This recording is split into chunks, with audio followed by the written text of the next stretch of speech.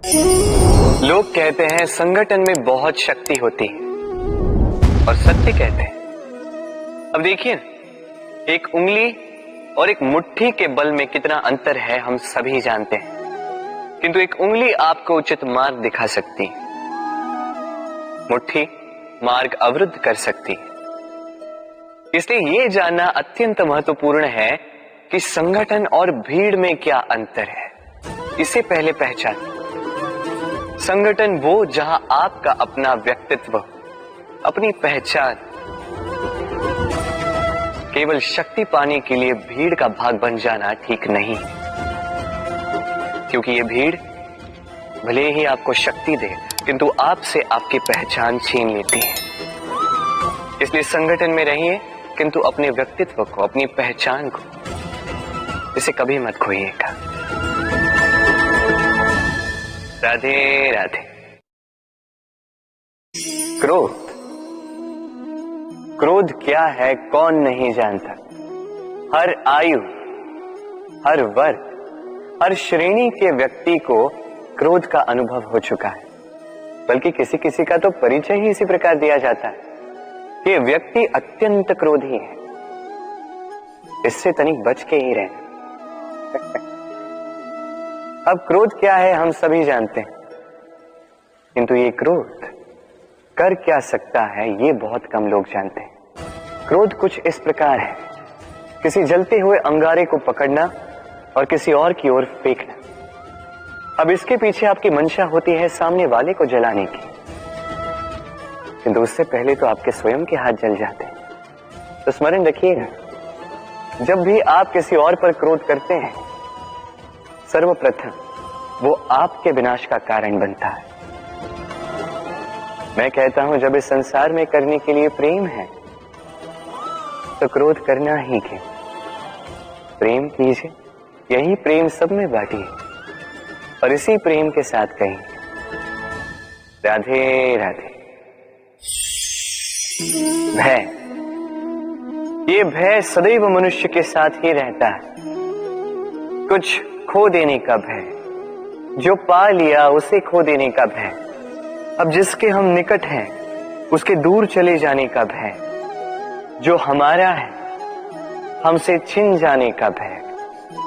अब मनुष्य सारा जीवन व्यतीत कर देता है इस भय की छाया में।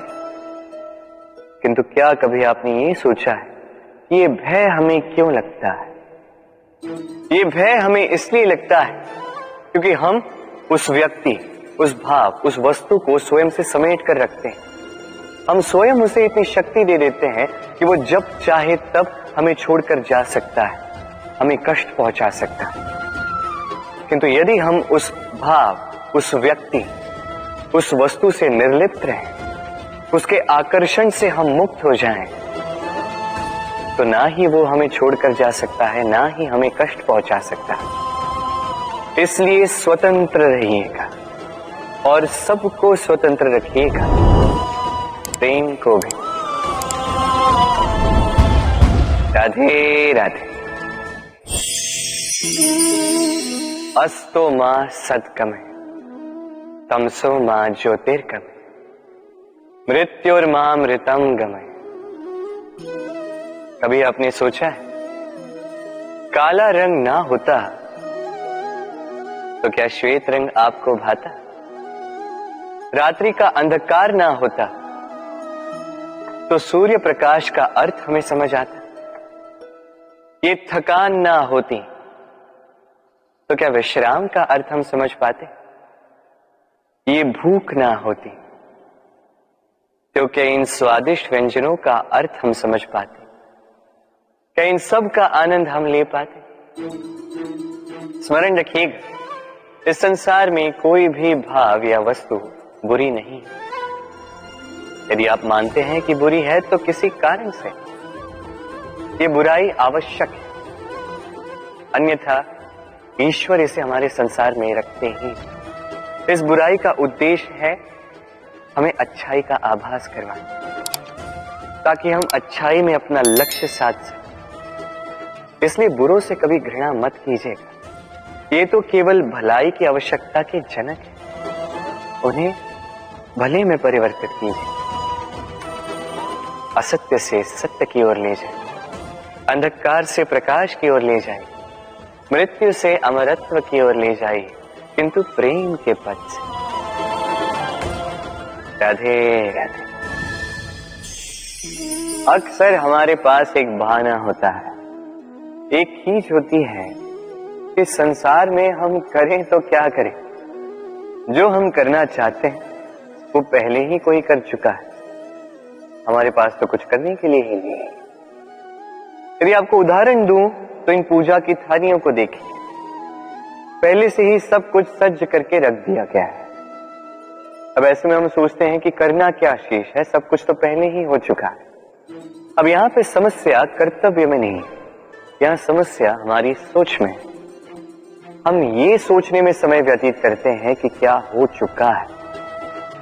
हमें ये सोचना चाहिए कि क्या करना अब भी शेष है जिसमें हम अपना योगदान दे सकते हैं।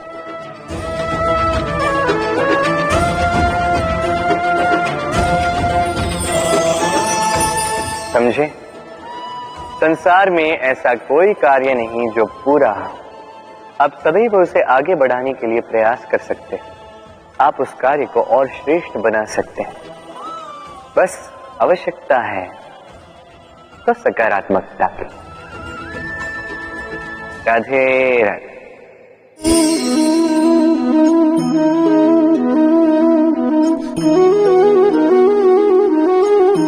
चलिए आज आपसे एक प्रश्न पूछता हूं। मनुष्य अंधकार से भयभीत रहता है, ऐसा क्यों? इसका उत्तर है कि इस अंधकार में मनुष्य कुछ देख नहीं पाता, न आगे देख पाता है न पीछे, आसपास क्या है समझ नहीं पाता, न अपनी राह देख पाता है न अपना लक्ष्य, इसके कारण अपना विश्वास खो देता है और इसी कारण से भयभीत हो जाता है। चलिए अब आपसे एक और प्रश्न करता, क्या इस संसार में इतना अंधकार है कि इस दिए का अस्तित्व ही मिटा दे? नहीं, उल्टा ये दिया अंधकार को चुनौती देता है, स्वयं जलकर संसार को प्रकाश देता है। ये छोटा सा दिया, अब जब ये छोटा सा दिया अंधकार से भयभीत नहीं होता तो भला आप क्यों असफलता से भयभीत होते हैं? आपके भीतर एक अमर आत्मा है, बस आवश्यकता है तो उस आत्मा को जगाने की। अपने भीतर की इस ऊर्जा को जगाकर तो देखिए, सब कुछ दिखेगा। राधे राधे। विवाह प्रेम का लक्ष्य है, ये भ्रम है था। और इसीलिए मनुष्य सदैव ये भूल कर बैठता है, सोचता है कि विवाह ही प्रेम का लक्ष्य है। मनुष्य प्रेम को पाना ही प्रेम समझ लेता है। अब देखिए ना, इस संसार में कुछ ऐसे भी भाग्यशाली लोग हैं जिनका विवाह उनके प्रेम के साथ होता है। कुछ का प्रेम ऐसा भी जिन्हें विवश होकर ना चाहते हुए भी किसी और के गले में वरमाला डालनी पड़ती है। किंतु ये दोनों भूल कर बैठते हैं ना, विवाह के पश्चात वो सोचते हैं कि हमें तो सब कुछ मिल गया, हमने तो प्रेम प्राप्त कर लिया, हमारा लक्ष्य पूर्ण हुआ। किंतु उसके पश्चात ये जो प्रेम है था कहीं ना कहीं खो जाता। और जिन्हें प्रेम ना मिला वो प्रेम ना मिल पाने की पीड़ा में प्रेम ही भूल जाते हैं। समर्पण, 100% निस्वार्थ समर्पण, वो समर्पण जो किसी मां के मन में अपने संतान के लिए होता है। क्योंकि ये प्रेम दाव, ये प्रेम पाना नहीं है, ये प्रेम देना है। अपने आप को, अपने अस्तित्व को, अपनी आत्मा को समर्पित कर देना। ये प्रेम ना ही शारीरिक है, ना ही भौतिक। ये प्रेम तो अपनी आत्मा का समर्पण है। ये विवाह एक संबंध अवश्य है और इसमें कुछ भी अनुचित नहीं। ये विवाह प्रेम से प्रतिबंधित नहीं है तब। ये प्रेम कहीं ऊंचा है। अब यदि मैं आपको उदाहरण दूं, तो क्या राधा के विवाह के पश्चात मैं उसके सुख की कामना करना छोड़ दूं? कैसे मैं प्रयास न करूं कि राधा जीवन में सदा सदा के लिए सुखी रहे? क्या मेरे मन में राधा के लिए प्रेम कम हुआ? कृष्ण का राधा के प्रति प्रेम कृष्ण में समाहित है ना? दाऊ, ये प्रेम पाप तब बन जाएगा जब इस प्रेम के बदले हम कुछ चाहेंगे। किंतु यदि ये प्रेम समर्पित हो तो ना ही ये अनीति है, ना ही ये पाप है। पर सेतु बांधने की कथा के विषय में तो आपने सुना ही होगा। श्री राम की सेना को 100 योजनों के समुद्र को पार करके लंका पर आक्रमण करना था। वास्तुकार नल और नील ने सेतु बांधने का उपाय सोचा, किंतु अब सेतु बांधा कैसे जाए? समुद्र इतना गहरा है, कितने पत्थर डाले जाए कि पार करने लायक स्थान हम समुद्र से ले सकें। तब किया गया एक काम, पत्थरों पर लिखा गया राम का नाम, और जब इन पत्थरों को सागर में फेंका गया तब वो तैरने लगे।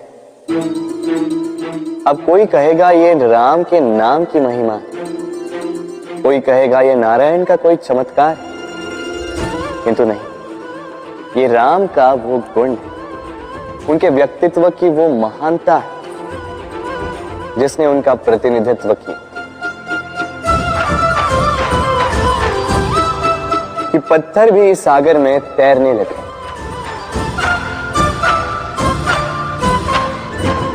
उसी प्रकार जहां हम नहीं होते वहां हमारे गुण हमारा प्रतिनिधित्व करते हैं। हमारे नाम की शक्ति हम स्वयं बनाते हैं अपने कर्मों से, अपने गुणों से। अब चयन आपका है। आपके नाम के सहारे कोई विपदा से बाहर निकल आता है या आपके अपयश के दुष्कर्मों से कोई डूब जाता है। अच्छे से चयन कीजिए। राधे राधे। कभी किसी पंछी को देखा है? जब उसे अंडे देने होते हैं तो वो सर्वप्रथम एक स्थान खोजता है, एक स्थान जो वर्षा, धूप, शत्रुओं से सुरक्षित हो। फिर वो अपना घोंसला बनाता है, फिर अंडे देता है, और फिर जब उन अंडों से नन्ही संतानें निकल आती हैं तो उन्हें भोजन देता है, उनकी सुरक्षा करता है। परंतु जब उनके पंख निकल आए तो ना उन्हें भोजन देती है, ना ही उन्हें घोंसला बनाना सिखाती। उड़ने की कला सिखाती है बस। फिर वो नन्ही संतानें उड़ने की कला सीखकर स्वयं अपना भोजन लाना सीख जाती, स्वयं घोंसला बनाना सीख जाती। और हम मनुष्य क्या करते हैं? संतान के बड़े होने के पश्चात भी उनकी चिंता में सूखते हैं, प्रयास करते हैं कि उनके लिए घर बना सके, और अपनी संतान को और भी शक्तिशाली बनाने के स्थान पर पंगु कर जाते हैं। जीवन में वही कीजिए जो एक पंछी करता है। अपनी संतान को उड़ने की कला सिखाइए, संस्कार दीजिए, और एक समय के पश्चात उसे स्वयं अपना आकाश चुनने को मुक्त कर दीजिए। राधे राधे।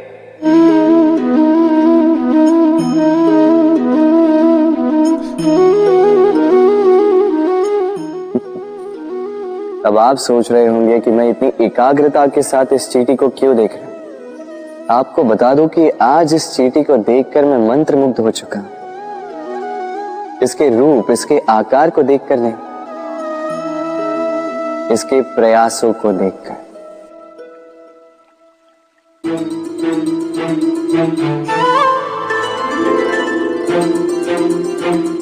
आप जानते हैं, अनगिनत प्रयासों के पश्चात चींटी अपना एक छोटा सा घर बना पाती है, जो अन्य जंतुओं के लिए सरल सी बात है। वो चींटी के लिए उसके जीवन की सबसे बड़ी घटना, सबसे बड़ी सफलता है। भविष्य में चींटी रहे न रहे, इनके बनाए हुए घर वर्षों पश्चात तक टिके रहते हैं। जीवन में सफलता के साथ भी ऐसा ही होता है। आपको एक दिन में सफलता नहीं मिलती, किंतु यदि आप प्रतिदिन प्रयास करते रहे तो एक दिन आपको सफलता अवश्य मिलेगी। स्मरण रखिएगा, भाग्य के द्वार उनके लिए नहीं खुलते जो हार मान लेते हैं। भाग्य उनका स्वागत करता जो उठकर उनके द्वार खटखटाने का प्रयास करते। तो प्रयास करते रहे, सफलता एक न एक दिन आपके पास आएगी।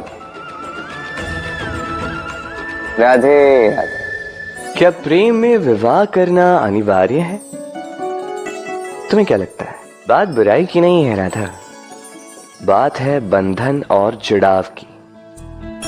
राधा, विवाह एक ऐसा पवित्र बंधन है जो दो लोगों को एक जीवन के लिए बांध के रखता है, किंतु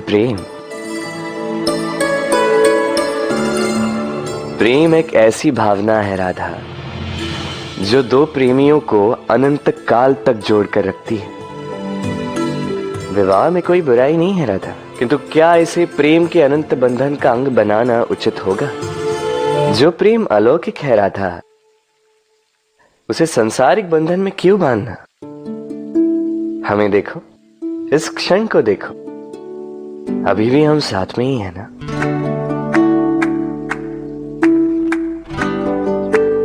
प्रेम भी यही सिखाता है राधा कि दो लोग, दो प्रेमी पूरे अस्तित्व के साथ हर क्षण एक दूसरे के संग बिताएं, बिना भविष्य की चिंता किए और इन आशाओं और आकांक्षाओं के खेल से परे होकर एक दूसरे को समझें। ये तो समय ही बताएगा ना राधा कि हम एक दूसरे के विकार, गुण, अवगुण जानते हैं या अब भी कुछ जानना शेष है। ये ताला देख रहे हैं आप? ये ताला प्रहार से भी खोला जा सकता है, प्यार से भी खोला जा सकता है। अर्थात इस ताले को आप इस चाबी से भी खोल सकते हैं, इस हथौड़े से भी खोला जा सकता है, किंतु खुलने में अंतर होगा। यदि आप इस ताले को प्रहार से खोलोगे तो ये पुनः काम नहीं आएगा, किंतु यदि आप इसे चाबी से खोलोगे तो ये सदा काम आएगा। हमारे जीवन में संबंध भी कुछ इसी प्रकार होते हैं। हमारे जीवन के आनंद रूपी धन की रक्षा करते हैं, किंतु प्रेम से। यदि क्रोध से किया जाए तो फिर वो किसी काम के नहीं रहते। इसलिए उन्हें सदा प्रेम की चाबी से खोलिएगा, क्योंकि हर बार नया ताला ला सकते हैं आप, नए संबंध नहीं ला पाएंगे। राधे राधे।